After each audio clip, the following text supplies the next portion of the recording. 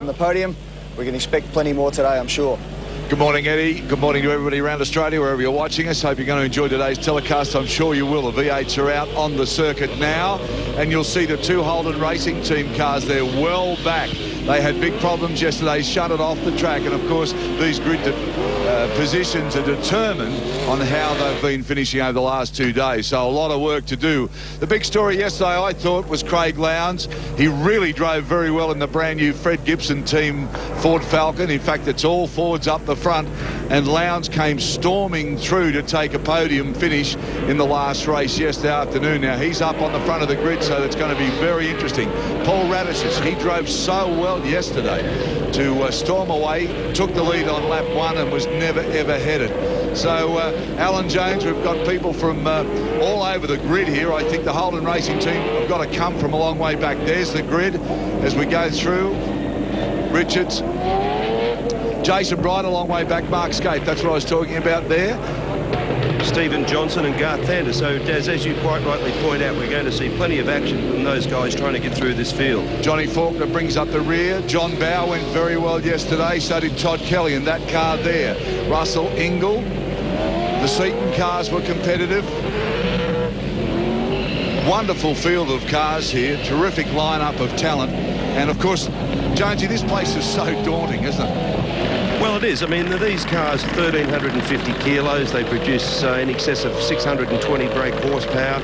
You know, they're relatively big, heavy cars compared to the Formula Ones and obviously the Formula Fords. So they're a bit of a handful around here, but it is a great track, and I thoroughly enjoy racing on it. And I think we're in for a good race today, as I said before, with these quicker guys down the back, and there's just a smidgen of guys in the middle.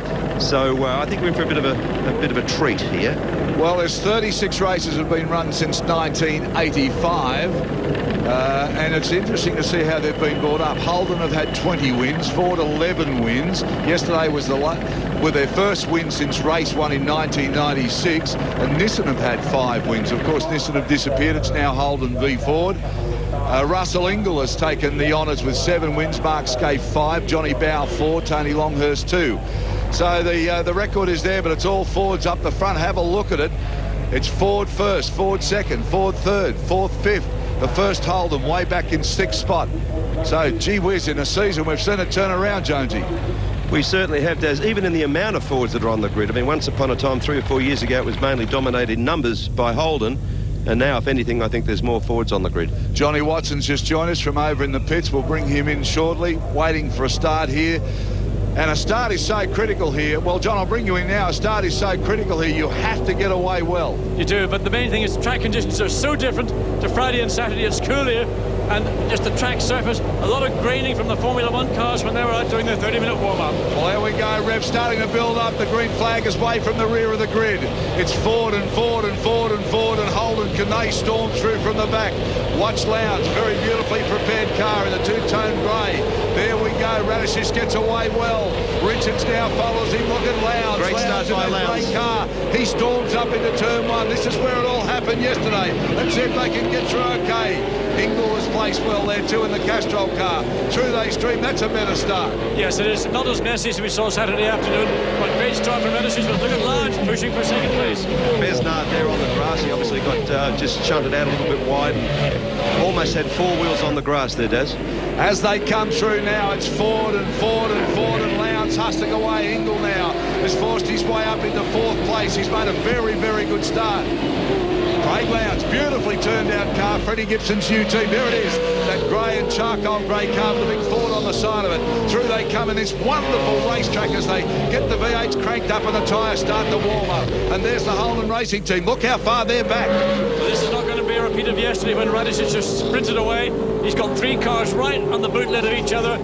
Thank goodness. Oh, look at this. This is interesting stuff. Lowndes down the inside and's got him too. Richards looks like his front spoiler's missing, so that'll definitely affect the handling of his car. It'll make it not turn in anywhere near as well as he's used to. Oh, locking up brakes there. Yeah, Rodney Forbes going straight ahead of the chicane. So one off already, but it's still Paul Radish's now. Here we go. Let's see if Craig Lowndes can answer the critics. He's been copping a lot walking around the circuit.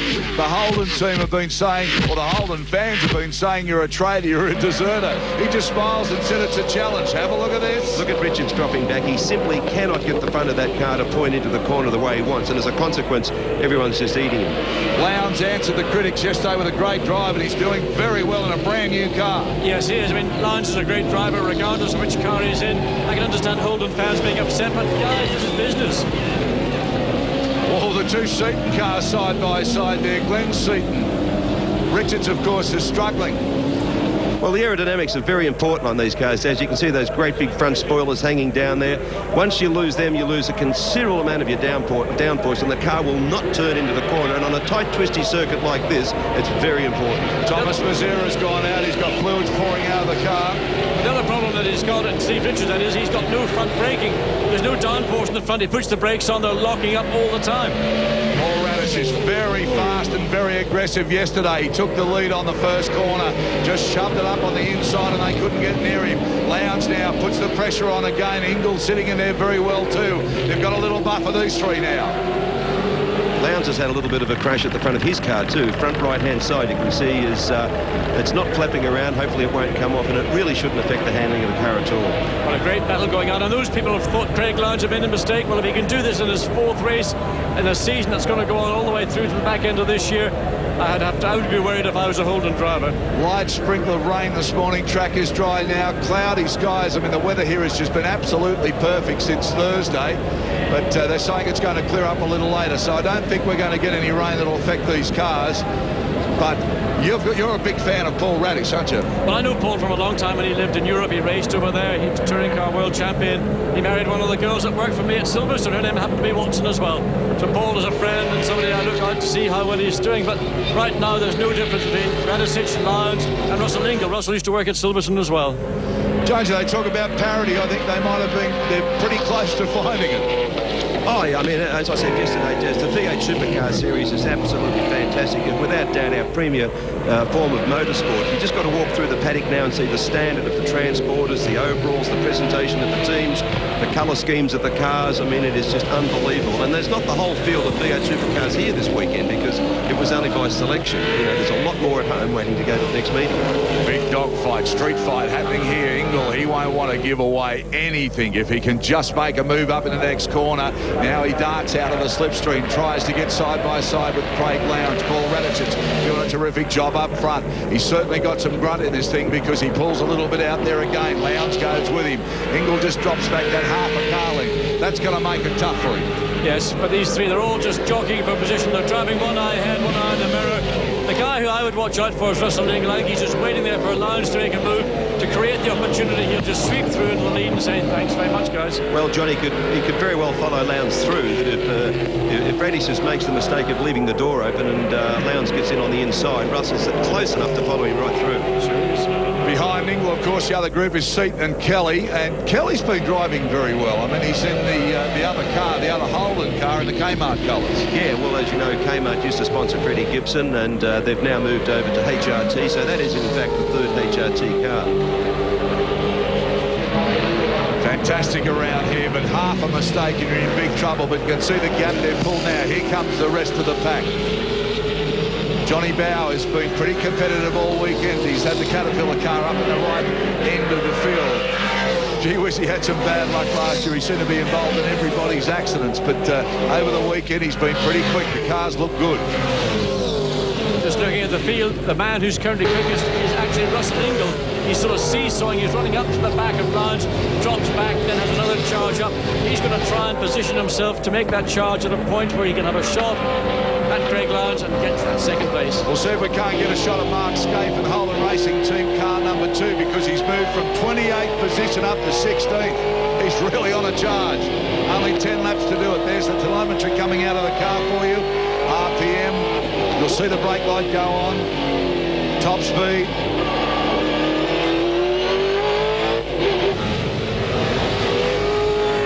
Through they pour.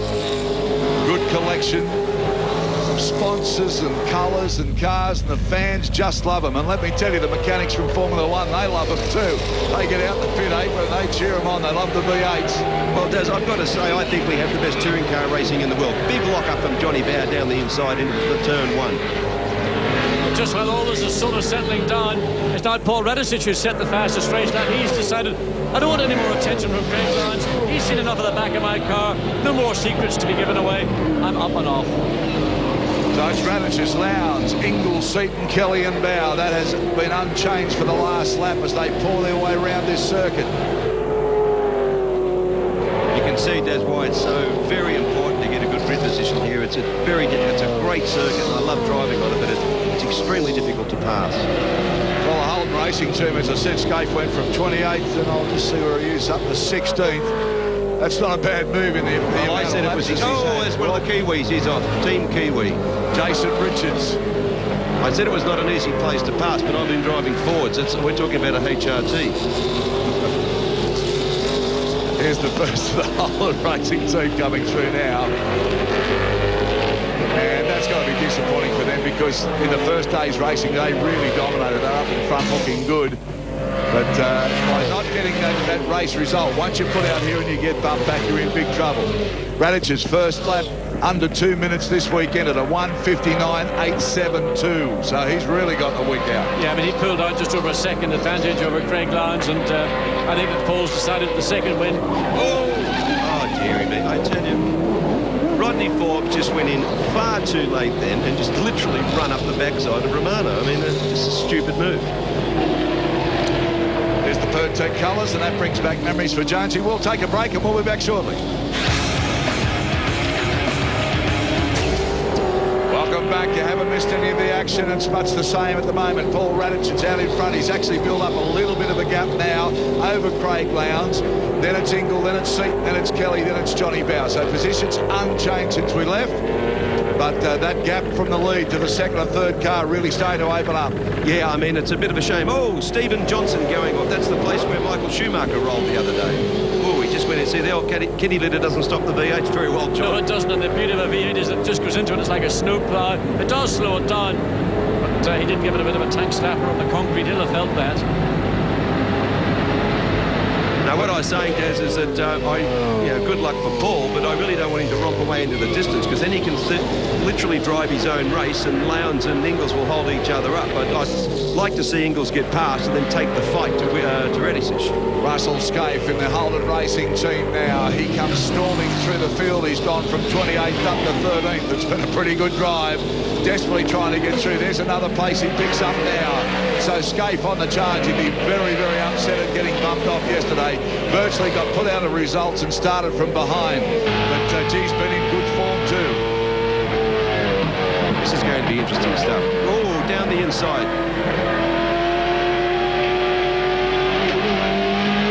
He goes down the inside of Larry. You watch Scaife under brakes now for this next right-hander, and he'll pick up a lot of ground on these guys from this point on until they get back to the start-finish line. Listen to the car work.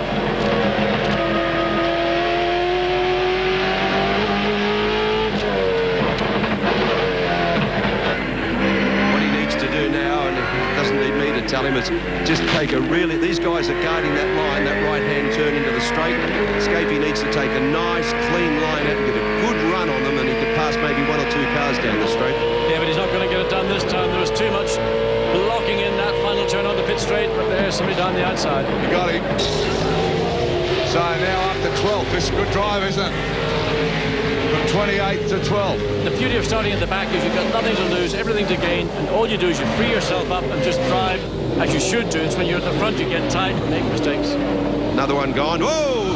Left-hand wheel into the grass. A little bit too much bias on the brakes. Started to turn in as he was braking, and that's the consequence. The back just came around, and he's there for the duration. Dave Bernard, he's just grounded now, beached up in there, won't get out of there. That's the end of his race. So Scaife now moving up. It would be great to see if he can make it. There's a replay. Here he comes. Left-hand wheel.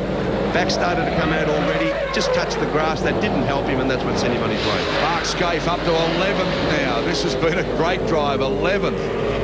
and a lot of traffic. I mean, I know they've won from the back of the grid before, but at a place like this, it's pretty hard to do. Yes, it's difficult to pass around the Albert Park circuit, but also it's a short race, it's only 10 laps. If you've got 70 to do it, that's easy, but not 10. And I tell you something else too, he's dragging his teammate Bright, who we can just see now. So Bright's actually sort of following Scapey through the traffic.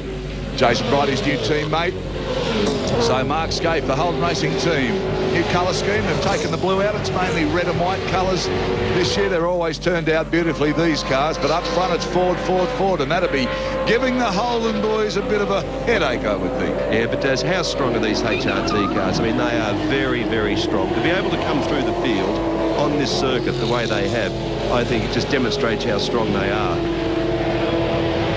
Well, Mark Scaife won here on Friday afternoon. It was a fairly easy win, but he's been trouble ever since, and great charge through the field. But he's a gift horse right now for Radicic and for Dick Johnson racing. 3 laps to go. Paul Radicic out in front for the Dick Johnson cars. Jonesy made a comment yesterday how competitive these cars always are. No matter what season you can go back to, they've always been there. Craig Lowndes is showing that the new Ford might be new, and it's yet to be fully sorted, but he's doing a terrific job in second place. Russell Ingall back up at the right end of the field after a fairly disappointing season last year. So that's 1, 2 and 3, but the interest now, I think, really is with Scape to see how far he can climb up on a daunting track here. You make a mistake, you're either going to go into the gravel or you're going to go into a wall. So you've really got to be precise round here. Lowndesy getting just a little bit loose on the rear end through that right-hander there, John. Yeah, turn 6, he was hit late on the brakes. The back end started to dance around. That's what Ingall's looking for. He's going to try and put more pressure. Again, same problem, rear brakes. So a few problems there. These guys do have adjustable brake balance in the car, and under those sort of circumstances, he may be able to turn the balance wheel, put a little bit more bias back onto the front and just steady down the rear a little bit. Lights ablaze. Here come the Holden Racing cars now. They come through. Lights on and charging. They're going to run out of laps, but it's been a good performance considering they've started way back on the end of the grid. Now, drop the place, Mark Scafe. 11th and 12th, yeah, that's right, exactly right. My statistician here just throwing bits of paper at me, and he said, no, that's the battle for 11th and 12th. And I think Scapey might have a bit of trouble just improving on that too, because there's a bit of a gap now. He's gone through the traffic the hard way, but he's got to get close enough to get around it. That's not going to be easy. Up front, of course, it's all now to see if Mark Ingall, there he is, there's the man at work. His father, Russell, was a very good driver too. He back in the days of Alan Moffat and the Ford Caprice, his father was a very handy race driver, and he helped Mark get to the start. He put him in the right classes, tutored him the right way, and of course the end result is he's won in open wheelers, he's won Gold Star, he's won touring cars, he's been overseas, he's driven sports cars. He's a real complete racer. And on his onboard shots, really just see how physical one of these Aussie V8 Tours is. It is a big, big man's car. Man, everything about it is just manual. There's no assistances whatsoever. So there are Mark Scafe doing the best he can with Jason Bright. They've closed up a little bit on the Pertec car now. Up front, it's still the same. 1, 2 and 3 hasn't changed. Radicic's Lowndes and Ingall, Leonard, Seaton, Kelly, Bow, Wheel, Ellery, McLean, Ambrose. They're the top 10. Massive crowds over the last 3 days down here. Overcast today, as I said, the weather has been so good. Todd Kelly, gee, he's driven well over this weekend too. He's got into no trouble and he's been very competitive. Well, I mean, this race isn't a championship race, but whatever you do helps. And if you have a good performance at Albert Park, it will not go unnoticed. And he's looking to move up the ladder and get more recognition. That's the battle for 5th, 6th and 7th that you're looking at there. So Kelly has more than justified his drive so far, and of course the season will go into the championship mould after this meeting, and they'll get down to the business of the Shell Championship. But it's a very important race for the touring car drivers here because of the corporate involvement, because of the international involvement, because of the fact they're Aussie V8s and we should have them on display at the Australian Grand Prix. Well, there are something like 80,000 corporate guests here today, and that is something you just don't ignore. I mean, the reason that these V8s are here is because they value the exposure they get to that volume of people, that volume of guests. Tough place to race one of these big cars around here, but they do a terrific job year after year after year. 10th lap coming up. Final lap, so time running out. There's the Pertec car. Now seems to be slipping back into the grips of the traffic coming in behind him. I think he looked like he had a few tyre troubles yesterday. He did. He seemed to just the last closing laps, he seemed to be losing back end grip, and again, he's just dropped back. So Kelly pulls away, but Bobby's dropping back into the grasps. All right, let's have a look up front because it's Radish Lowndes. Ingle, we're on the last lap now. As the pack do their best to close the gap, but no time left now. Paul Radich is looking terrific. She's been balanced over the weekend, hasn't he? I mean, once he got that lead yesterday, he hung on grimly and very tenaciously today. I mean, he's just opened up enough of the bumper just to make it easy for himself. It looks so easy for Paul. I mean, he's sitting out there, he's got a clear track, no other cars to worry about. He drives his own line, drives his own race. But for people behind her having to fight to make positions, they're making so many compromises. They're hurting the brakes, the tyres, everything is under pressure. For Paul, no pressure, and a second victory this weekend. We believe that Jason Bright has gone past Mark Scape, so that's a bit of a turn-up. New teammates this year, because Lowndes, of course, going to Ford in this car here, the silver and black car. Freddie Gibson, geez, produced some beautiful cars over the years that he's been involved with motor racing. Well, you look at that car, and I think, is that a Ford or is that a Mercedes-Benz? Because it's the exact colours of the McLaren Mercedes-Benz, and I wonder, has Freddie Gibson taken a leaf out of Ron Dennis's book and think painted battleship grey will go quicker?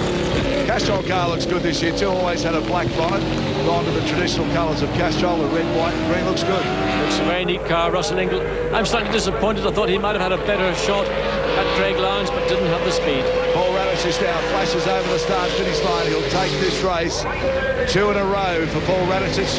Craig Lowndes, they'll be excited with that performance there. I would think a third yesterday, a second today. Freddie Gibson and Craig Lowndes would be pretty happy with that. Russell Ingle, no doubt that he's going to be competitive this year when the touring car rounds start for the Shell Championship.